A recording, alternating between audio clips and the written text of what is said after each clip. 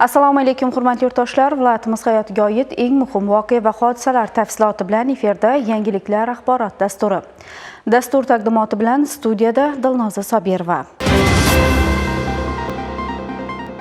Ayni kunlarda Respublika ishchi guruh vakillari viloyatimizda bo'lib, hududlarda o'rganish ishlarini olib bormoqdalar.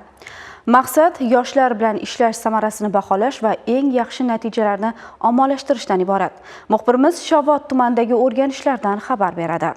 Respublikamiz prezidentining joriy yil 14 fevral kuni yoshlar bilan ishlash natijadorligini yanada oshirish chora-tadbirlari to'g'risidagi yoshlar bilan muloqot tarzida o'tkazilgan video selektor yig'ilishida berilgan topshiriqlar ijrosini ta'minlash maqsadida Respublika ishchi guruhi tomonidan o'rganish ishlari davom etyapti. Xususan, ishsiz yoshlarni tashkilot rahbarlariga biriktirish hamda jinoyat sodir etishga moyil yoshlarni huquq-tartibot organlariga otaliqqa berish masalalari o'rganildi. Bunda dastlab mazkur ro'yxatda turuvchi yoshlar va tashkilot rahbarlari bilan o'tkazilgan uchrashuvlar, ishsiz yoshlar bandligini ta'minlash masalasi va jinoyat sodir etishga moyilligi bo'lgan yoshlar bilan tizimli ravishda ish tashkil qilish holatlari o'rganildi. O'rganishlar davomida yo'l qo'yilgan kamchilik va xatolar joyida tahlil etilib, endilikda qilinishi lozim bo'lgan vazifalar aniq belgilab olindi. Tumanda yosh tadbirkorlarni qo'llab-quvvatlashga alohida e'tibor qaratilgan. Ushbu o'quv markazi yosh tadbirkor Zafarbek Qurbonovga tegishli. Markazda tumanning turli hududlaridan kelayotgan yoshlar xorijiy tillarga o'qitiladi. Bu yerda nafaqat bilim berish, balki yosh o'qituvchilar uchun yangi ish o'rinlari yaratishda ham yaxshi natijaga erishilgan. 24 yoshdaman, yosh tadbirkorman, o'quv markazi rahbariman va 20 ga yaqin yoshni ish bilan ta'minlaganman. O'zim kelajak kasblari va yoshlarga xorijiy tillarni o'rgatish loyihasi bo'yicha o'tgan yilning o'zida o'qib ingliz tilini o'rgandim va o'zim yashab turgan tumanda o'quv markazi ochishni o'z oldimga maqsad qilib qo'yganman. Va mana ish faoliyatimizga 7 oy bo'lishiga qaramasdan bizda hozir 300 nafar yosh xorijiy tillarni o'rganishmoqda va 20 ga yaqin yoshlar daromad ko'rishyapti. Hozirda ingliz, koreys, nemis, rus, turk tillaridan bizda o'quvchilar tahsil olishyapti. Ma'lum bir sohada ishlab ko'rmasangiz, siz uni past balandlari qanday rivojlantirishni bilmaysiz.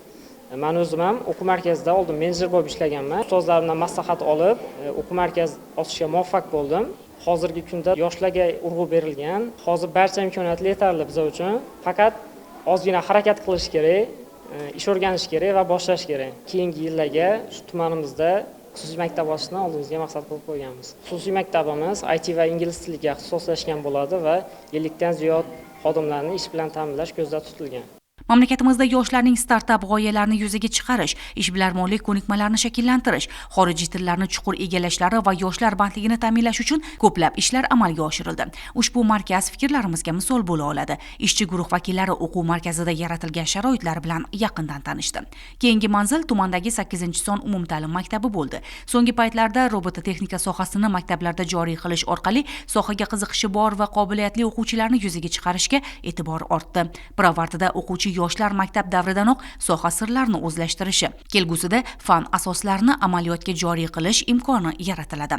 Ishchi guruh umumta'lim maktablarida ushbu yo'nalishda qilingan ishlar, sinf xonalarini talab darajasida ta'mirlanganlik va o'quvchilarga sifatli ta'lim berilishi holatlarini o'rgandi. Shovot tumanida qishloq xo'jaligida ekin yerlaridan samarali foydalanayotgan yoshlar ko'p. Shulardan biri mashhur Bekjonovdir. Ishchi guruh ajratilgan ekin yerlari, mehnatkash yoshlarning dehqonchilikda olayotgan daromadlari bilan tanishib, mavjud muammo va takliflarini ham tingladi. Hududlarda qishloq xo'jaligida qo'shimcha yerlardan unumli foydalanib, yuqori daromad topayotgan yoshlarning ish tajribalari ommalashtirilishi lozimligi ta'kidlandi. Bolalikdan bobomiz bilan birga dala ishlarida birga qarashar edik. O'sha vaqtlardan beri yerga mehrimiz bor. Yerlarni fermerlardan ijaraga oladik. Bu ko'p xarajatlar ustuna yana xarajat, qo'shimcha xarajat bo'lardi-da. Mana bugun prezidentimizning tashabbusi bilan yoshlarga yerlar ajratilyapti va keng imkoniyatlar yaratilyapti-da. Va yosh yetakchilar tomonidan bizga shunday yerlar tavsiya etildi va biz ularni auksionda o'tib oldik. Bugun o'zimning yerim bor. Xohlagan vaqtimda ekib, xohlagan narsamni ekib, xohlagancha daromad olish imkoniyati o'zlarimizda. O'tgan yili yerni birinchi yil olganimizda hosilimiz juda ham zo'r bo'ldi, daromadi ham yomon bo'lgan yo'q. 35-40 millionlik daromad ko'rdik. Bu yil o'tgan yilga qaraganda 2 barobar ko'p hosil olish niyatimiz bor.